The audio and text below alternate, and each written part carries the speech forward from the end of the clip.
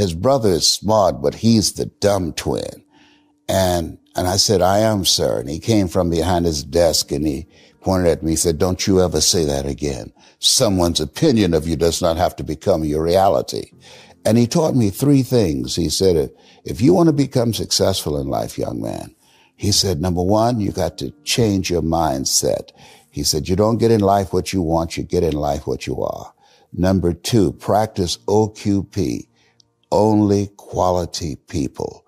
You earn within $2,000 to $3,000 of your closest friends. I found that out. I left all my broke friends. I say, y'all got to go. Because I used to be so broke, I'd pass a bank and trip the alarm. And the third thing he said, develop your communication skills, because once you open your mouth, you tell the world who you are. He said, those are three major things that you want to work on that will liberate you from living in Liberty City, living in poverty in Overtown. It will help to escape out of where you are right now, because I see you watching me and I know you want more. I can see the hunger in your eyes.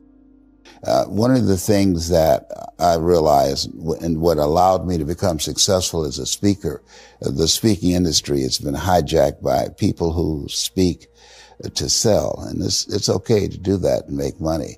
I speak to change lives because somebody spoke and changed my life. So this is my passion. This is my drive. This is something that I feel in my heart. And so the key to that hunger-driven life is a heart-centered life. I didn't do what I'm doing for years because of my programming, because of the culture in which I was raised in. I would see other people with degrees and PhDs and MBAs and credentials I don't have, and I convinced myself I couldn't do it. But Mr. Washington, on that day, we became friends, and he taught me not only someone's opinion of you does not have to determine your reality. He said that you have to work on yourself and you have to have an unstoppable attitude, and no excuse is acceptable. And you've got to make it a priority, a non-negotiable in your life, and hold a constant vision of what it is you want to achieve. See it accomplished and go all out. Find a way to win. In spite of the setbacks, in spite of the disappointments, in spite of your failures. I tell people when I'm giving presentations, you will fail your way to success. I have a saying, as life knocks you down, try and land on your back, because if you can look up, you can get up. Those experiences of going after goals that's beyond your comfort zone, and having relationships that will challenge you, and surrounding yourself with coaches and mentors who can take you to a place within yourself that you can't go by yourself, because you can't read the label when you're locked in the box. And so those experiences, they challenge you to go to that next level and continue to move forward in your life, doing new and exciting things that eye has not seen, ear has not heard, nor has entered the heart of mankind what God has in store for you when you live a heart-centered life, deciding that you're going to live a life that will outlive you. You're going to live a life that counts, a life that will build a legacy and change the planet. You know, Horace Mann said, we should be ashamed to die until we've made some major contribution to humankind. And so my goal is to make a major contribution to humankind. The promise of the future is an awesome force. My mentor worked this on me. He said, Jim Rohn, if you keep up these disciplines and if you keep up these skills, keep increasing productivity, learn how to work with people, do the job well, do the activity, learn to teach. He said, I promise you, you're going to have a unique place. I promise you. He kept saying that. I promise you. Things will all change. I promise you. A bank full of money. I promise you. A heart full of gratitude. I promise you. A family with unusual respect. I promise you. An audience that won't quit. And he just kept saying all of this stuff. I promise you. Take it from me. I've got the experience. I know. Person like you, your dedication. If you keep up this pace, the day will come. The day will come. And he painted this picture. I couldn't sleep nights the first year. Then I remember one day he said, one of these days you'll walk into a room full of people, and as you walk in the room, you'll hear someone say, that's him. That's the famous man. I thought, well, that could never happen to me. I was raised in obscurity, right? One of my first skills was milking cows.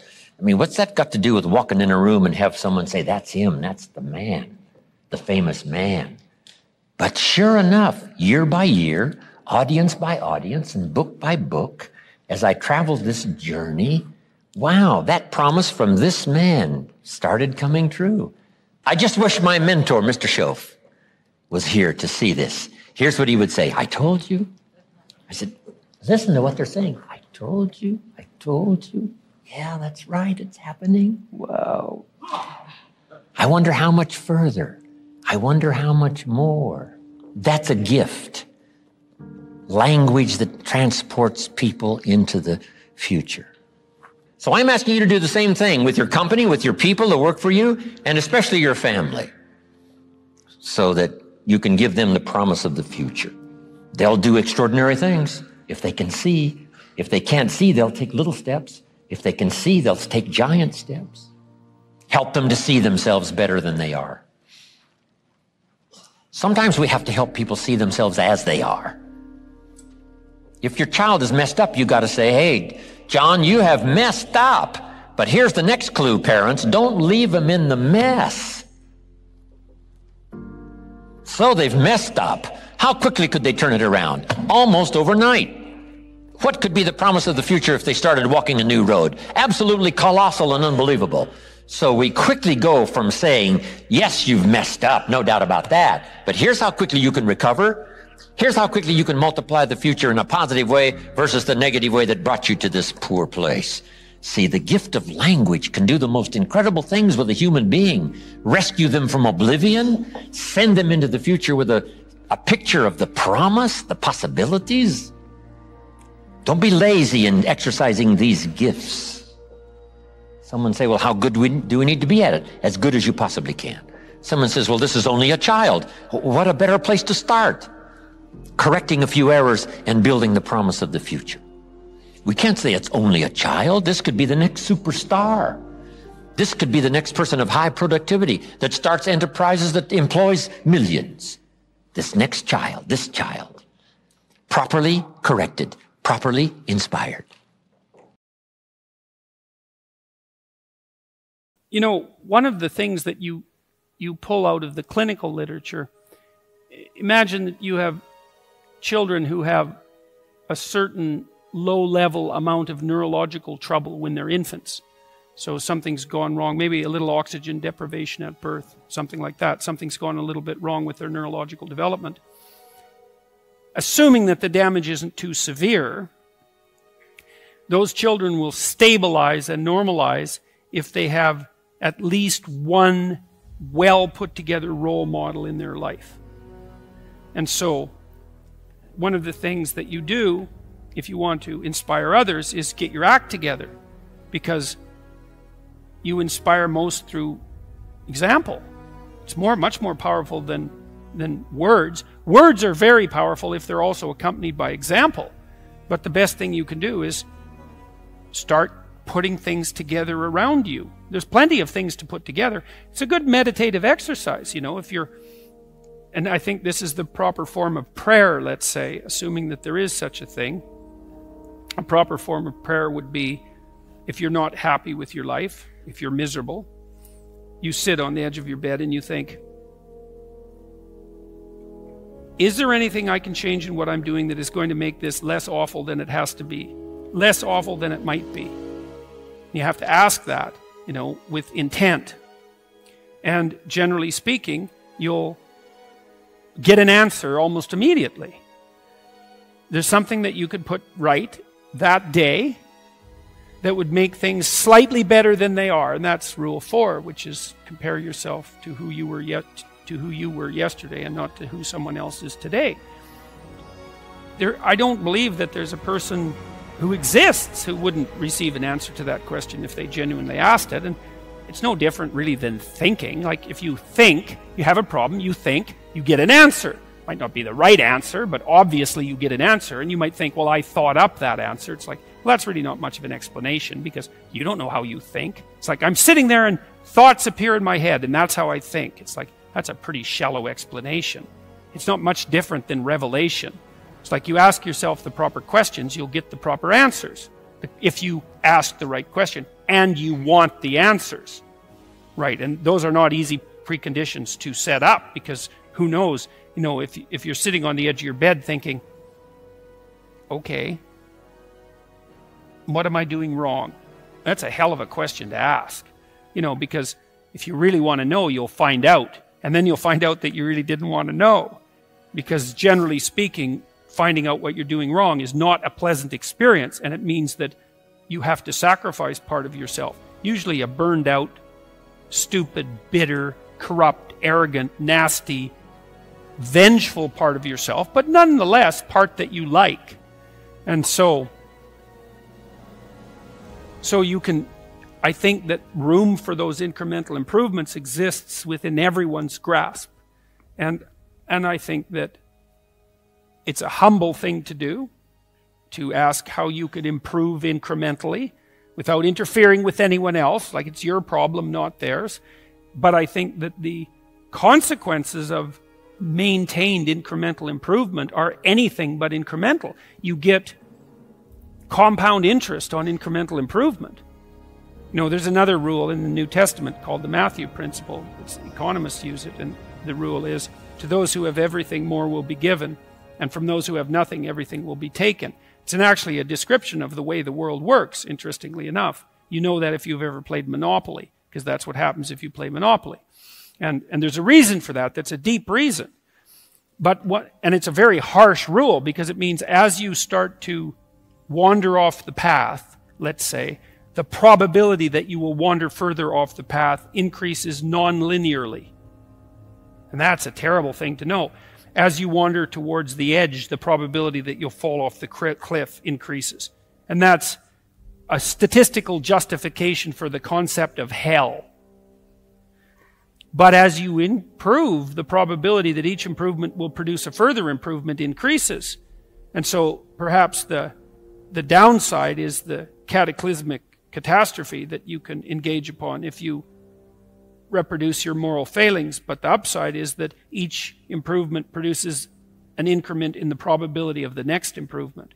And I've seen that. It's a truism among behavioral psychologists. I mean, although they don't generally phrase it that way. If you're a behavioral psychologist, and I am a behavioral psychologist, what you do is you find out what, essentially you help a person establish their aim, then you break down what they're trying to do into attainable units, and you negotiate with them. You say, well, look, you know, they say, I'm not making use of my time very well, spending 3 hours a day playing video games. Okay, hypothetically, how much time would you like to spend playing video games? And they say, well, I could probably spend an hour a day without it interfering with the rest of my life. Which is kind of the issue, right? Because if you play video games, fine, but maybe 3 hours means that you're not doing your homework or something, and that's not a good game. So you say, okay, well, I want to play for an hour a day. It's like, okay, well, can you shift to an hour a day right now? And this is supposed to be an honest conversation. And the person says, no, I've tried that lots of times. Every time I try, I just fail. And so you don't say, well, quit failing, go play 1 hour a day, and the problem will be solved. That's a stupid strategy. You say, okay, well, look, you think about this, and don't agree to do this unless you think you will do it, because otherwise it's just a waste of both of our times. It's like, do you think that you could track how much time you spend playing video games for 1 week? Don't change anything.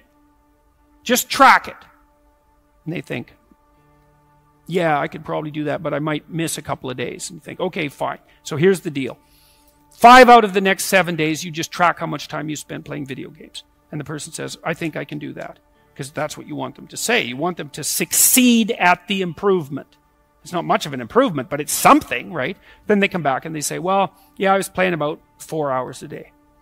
And so you say, okay, well, fine, good work, man. You got it tracked. Now we know the parameters of your problem. It's actually a little worse than you thought, but at least you had enough sense to measure it. We know where you're at.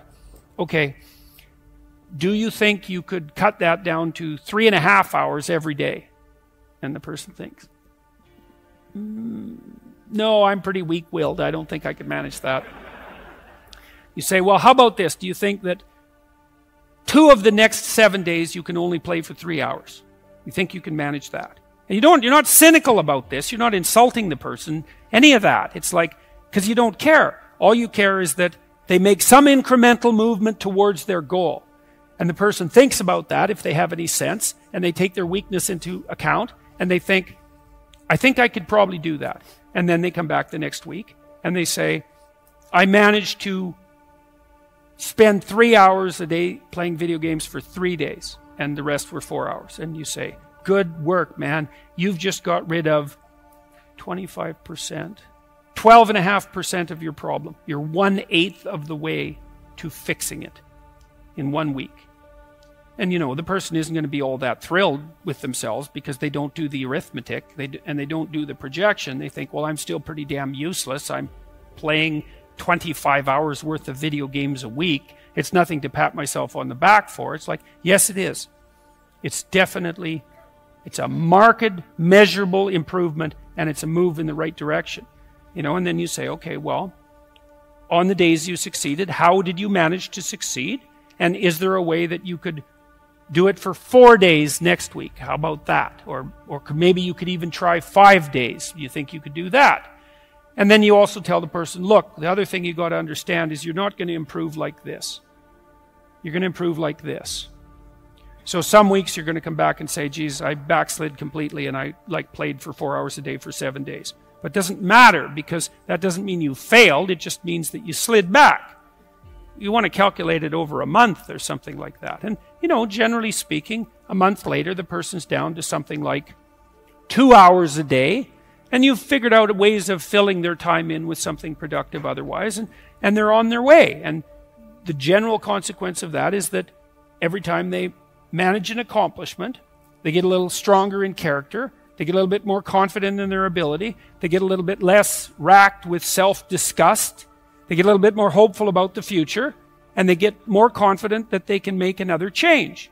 And if you're patient, and you have to be patient with yourself that way, it's like you reward those incremental improvements and you don't get all cynical about them, and you think, okay, just imagine what would happen if you kept doing that every week for 10 years. And the answer to that is, things would be so much better for you that you can't even imagine it with that much improvement, or maybe even with half that much improvement. And so that's a very good way of progressing. You know, this is why I'm a huge fan of sort of peer organizations or mentor relationships. It's why having good friends is important. You know, you know, the friends who tell us we're crazy, you'll never be able to do it, well, you're nuts, why don't you go back and get a job? We start doubting ourselves. But the friends who say, you inspire me. I don't have the courage that you have to cut the cord like that and go do it. That's amazing. You got to stick with it. You got to stick with it, right? It's those friends. It's those relationships. Any successful CEO, any successful leader will talk about their mothers, their fathers, their friends, their wives, their husbands that stuck with them, believed in them. Those relationships are absolutely essential. You can have a limited success if you go it alone, and I think it's an unhealthy success. There are leaders who do it, but they take a huge number of pills in the morning, and depression is a large part of their being. It doesn't have to be that way.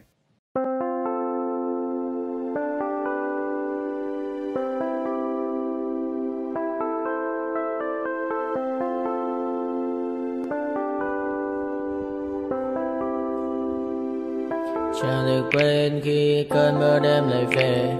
Em nơi quên lời thề và ta như đông chìm sâu. Không gần mơ em anh nhận màu. Em chỉ cần mơ đâu em bay. Chỉ còn là những cơn mưa vô giá. Cho bên mơ em không mơ ai. Anh một đêm mơ. Chỉ cần bên em không được cần nhớ. Và chỉ có em không còn nhớ. Và người ta bên nhau như ngã tớ. Muốn nhớ về say em chỉ có mấy em ở đây. Và muốn chết đi nhưng không muốn em mơ mày. Tình yêu làm cho ta đau đầu. Không em như mà mơ mộng. Anh như nếu mong cầu. Và vui bên em ngủ sầu. Chắc có mà mai em mơ. Chỉ có bên em nhưng là khó mơ. Mà đang dài.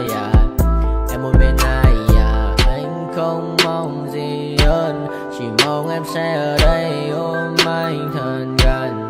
Anh chỉ mong đôi ta được có nhau, mà đừng em đâu anh có em, một đêm bên anh có em. Ta sẽ trao nhau môi hôn thật sâu, ôm anh cứ mưa bằng gâu, và em chỉ nằm đâu. Anh không muốn em ở đâu đâu, một cơn gió thứ anh không mơ cầu, mà không đôi anh mà bên giờ anh chỉ là my friend. Em quên đi bao lời hứa, quên đi cả những ngày xưa. Anh như là một đứa, em không còn một chưa. Mà đừng ở đêm ở đêm, anh nhìn một người đi bằng kem, không như là ba trên đêm, cho em nhiều hơn như là kem. Chỉ cần là mưa thôi, em chỉ cần là mưa thôi, còn ai sẽ là nắng rồi. Em chỉ cần là mưa thôi, cho anh ngừng êm trôi, cho anh được ôm em khi trời nắng, và ôm em khi trời mưa. Và có anh có mặt trời, em như là cuộc đời, có được nhau là gặp thời, không cần mưa để mất lời. Anh muốn em mau về đây để cơn mưa ngừng trôi. Anh muốn em là cuộc đời trong mưa mời. Bao con bao nhiêu sự trên đời, anh chỉ mong muốn có em bên người, hôm một đêm mơ mơ. Chỉ cần mơ say, em nên làm con tim buốt sầu, đừng làm con tim để âu đầu. Yêu em chẳng em mà mong cầu, chỉ muốn có em ở trong đầu. Anh không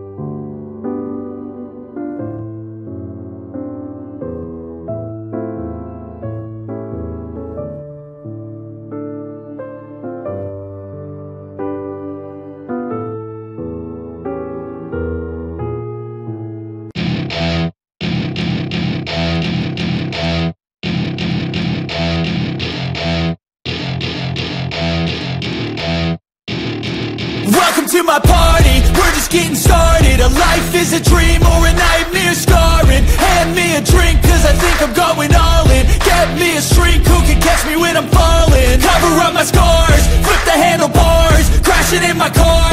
Wake up in a bar, I'll be a superstar. Just on my avatar. This world is so bizarre, empty out the reservoir. Yeah, I'm taking 6 shots, yeah, straight to the face. And I wanna get lost, I'm sick of this place. Don't know how to stop when I'm feeling this way. So I'm taking 6 shots till I'm feeling okay. I think I'm going crazy, don't think I'll get home safe. So I'm taking 6 shots, all straight to the face. I'm taking 6 shots, are you coming with me? I'm taking 6 shots, yeah, straight to the face. And I wanna get lost, I'm sick of this place. Don't know how to stop when I'm feeling this way. So I'm taking 6 shots till I'm feeling okay. I think I'm going crazy, don't think I'll get home safe. So I'm taking 6 shots, all straight to the face. I'm taking 6 shots, are you coming with me? Sometimes you need to let loose, grab juice, get goose, tattoos, taboos, get screwed. Loosen up, buttercup, all those hate comments will never make you feel enough. We're all adequate graduates, hearts full of calluses, but we know calculus. Damn, ain't that fabulous? Can't wait to apply all those mathematicus. But we can't get a job that pays us enough. I'm about to